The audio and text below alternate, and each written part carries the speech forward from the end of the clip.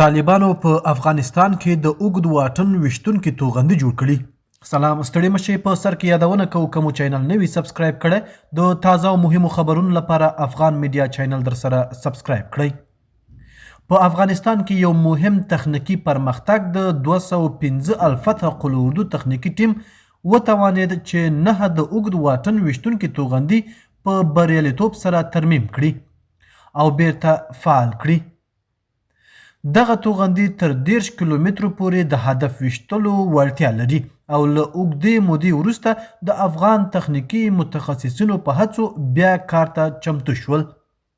چارواکي وایي د ترمیم دا بهیر په بشپړ ډول د داخلي امکاناتو او ملي وړتیاو په مټ ترسره شوی چې دا چاره د دفاعي سکتور په برخه کې د ځان بساینې پر لور یو مهم ګام بلل کیږي.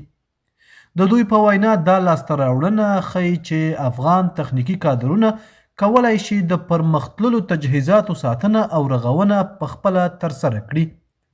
د قل اردو مسؤلینو ټینګار کړی چې د نظامي وسایلو ترمیم، ساتنه او فعال ساتل د دفاعي ځواکونو د پیاوړتیا اساسي برخه ده او دا لړۍ به په منظم ډول دوام ولري ترڅو تخنیکي وړتیاوې لا نورې هم پیاوړې شي.